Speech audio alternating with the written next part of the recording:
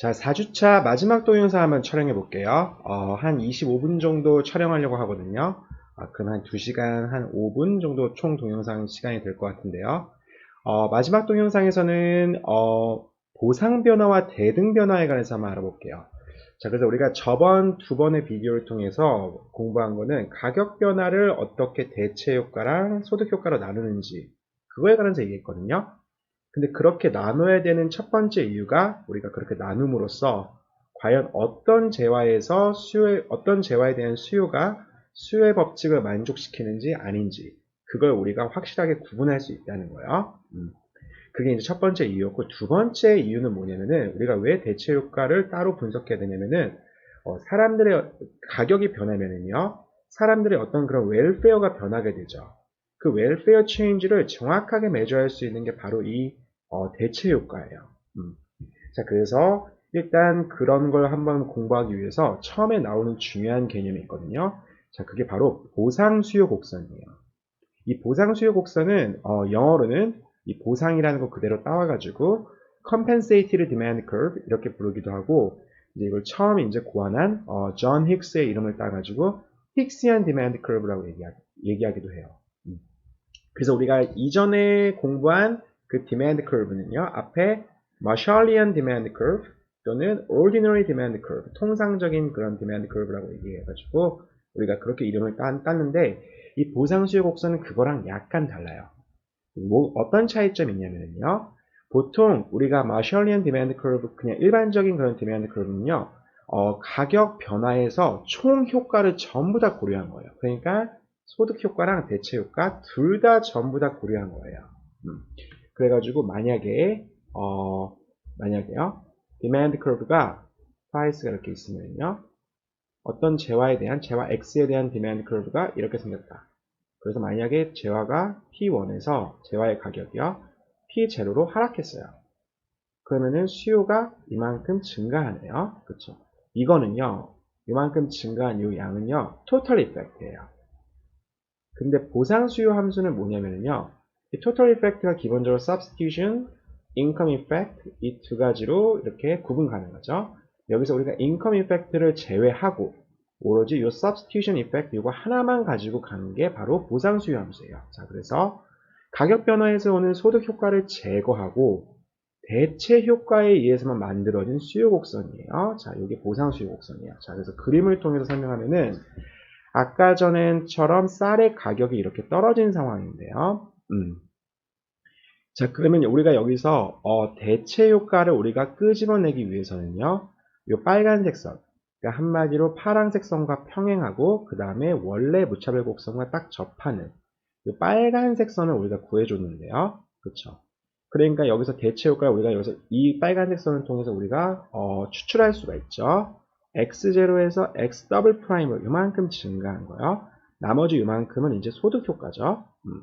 그래가지고 지금 가격이 px에서 px 프라임으로 하락했어요. 자, 이제 그러면 우리가 수요 곡선을 그려주기 위해서는 프라이스를 y축에 놔야죠. 그 다음에 그 재화에 대한 수요량을 x축에 두고요. 그럼 총 효과는 px에서 px 프라임으로 하락했을 때 총 효과는 지금 x0에서 x 프라임까지 가네요. 그래서 여기 지금 검정색 선으로 딱 돼 있는 게 검정색 선 이렇게 있죠. 이게 바로 마샬리안 디맨드 커브예요. 우리가 보통 얘기하는 검정색 선이 이제 보통의 수요 곡선 또는 마샬리안 디맨드 커브.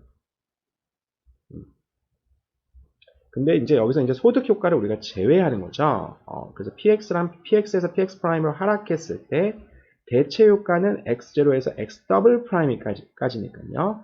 그러니까 px 프라임에서 대체 효과만 따졌을 때는 우리가 딱 x 프라임. 그래가지고 여기서 이 g점이랑 g 더블 프라임이랑 연결한 이게 바로 보상 수요 곡선 또는 우리가 compensated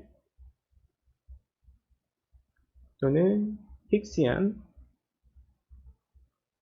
디맨드 커브가 돼요. 자, 그래가지고 아까 얘기한 것처럼 지금요, 이 그림을 조금만 확대해 볼까요? 조금만 확대해 보면은 지금 여기서 px에서 px 프라임 이렇게 지금 가격이 떨어졌죠. 그래서 요만큼이 지금 substitution effect고요. 그 다음에 여기서 요 G 프라임과 G 더블 프라임과 G 프라임의 요 사이 여기요. 이게 이제 인컴 이펙트가 되는 거죠. 그래서 인컴 이펙트를 이렇게 추출하고 남은 거. 자, 요게 이제 보상 수요 곡선이 돼요. 그러니까 지금 이 마셜리안 디맨드 커브랑 힉시안 디맨드, 이 보상 수요 곡선을 우리가 비교해 보면은 가격의 폭이 점점 더 커지면서 PX에서 살짝 낮췄을 때는요, 하락시켰을 때는 차이가 별로 없는 반면에 좀 많이 하락시켰다? 그러면은 차이가 점점 더 넓어지죠, 이렇게요. 그 이유는 뭐냐면은 PX가 이렇게 하락하면은 구매력이 점점 더 이렇게 증가하거든요. 이렇게 gradually 이렇게 증가하죠. 그거에 따라서 만약에 재화가 정상되면은 인컴 임팩트가 이렇게 커지겠죠. 그래가지고 이렇게 폭이 넓어지게 돼요. 자, 여기서 중요한 게 만약에 좀 날카로운 사람이면은요, 왜 이 G점에서는요, 이 보상 수요 곡선과 PX에서는 보상 수요 곡선과 마셜리안 디맨드 커브가 이렇게 만나게 돼요. 왜 이게 만나게 되냐면요. 보상 수요 곡선의 의미를 잘 생각해 보면은 보상 수요 곡선은 기본적으로 가격이 변했으면은 그 변화된 가격을 가지고 이 아래서부터 이렇게 쭉 이렇게 올린 거죠. 예전 무차별 곡선이 딱 접할 때까지 이렇게요. 근데 지금 PX의 이 G점에서는요. G점에서는 가격이 PX예요.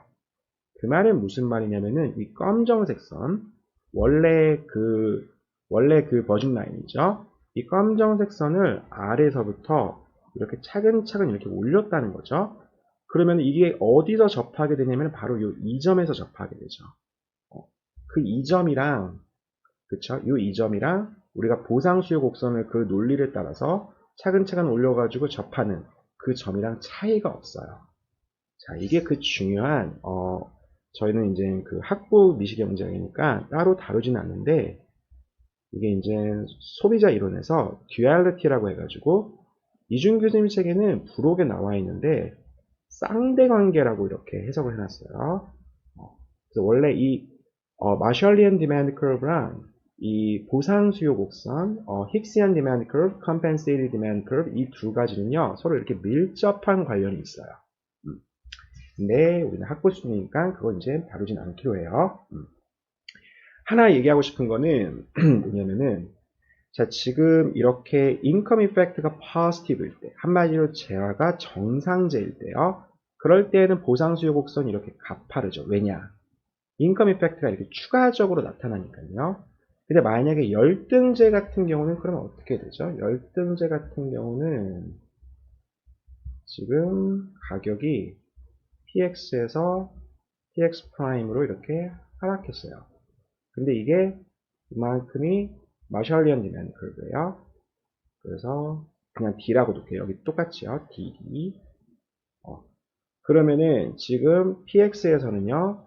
컴펜세이티드랑 마셜리안 이거랑 차이가 없어요. 자, 가격이 하락했거든요. 지금 잠깐 이게 너무 가파르네요. 조금만 제가 안 가파르게 이렇게 해둘게요. 이런 식으로 이런 식으로 되고 그리고 DD 자 이게 보통의 수요 곡선 또는 마셜리안 디맨드 커브요. 그러면은 지금 만약에 열등제 같은 경우에는요. 자 여기서 이제 보상 수요 곡선이 여기서 이제 시작하거든요. 근데 여기서는 지금 인컴 이펙트가 마이너스예요. 그러니까 만약에 여기서 가격이 PX 프라임을 하락하면은요. 이만큼이 지금 총 효과죠. 그렇죠? 근데 substitution 이펙트는 그거보다 이제 큰 거죠. 그렇죠? 그래서 이런 식이에요. 이런 식이요. 그래가지고 이걸 해석하자면요. 자, 여기서 PX 프라임에서요. 대체 효과로 인해서 한마디로 상대 가격이 변하면서 생기는 거예요. 그거 상대 가격만 변화해서 생기는 수요의 변화량은 이만큼인데 가격이 하락했는데 한마디로 구매력이 증가했는데 이 재화가 열등제다 보니까 인컴 이펙트는 이 반대로 이렇게 오는 거죠. 한마디로 대체 효과랑 인컴 이펙트가 서로 반대 방향으로 움직이죠. 정상제 같은 경우는 대체 효과랑 인컴 이펙트가 이렇게 같은 방향으로 이렇게 움직이는데요. 열등제는 이렇게 반대 방향으로 움직이니까 한마디로 여기서 compensated demand curve, 이 DC는요, 더 이렇게 완만하게 돼요. 그래서 우리가 이 보상 수요 곡선의 정의에 의해서 한마디로 대체 효과만 딱 추출했어요. 그러면은 이게 열등제냐 정상제냐에 따라서 보상 수요 곡선과 일반적인 통상적인 수요 곡선 이 둘 간의 기울기가 이렇게 서로 다르다는 거예요. 언제 더 완만해지냐? 이게 이제 달라진다는 거예요.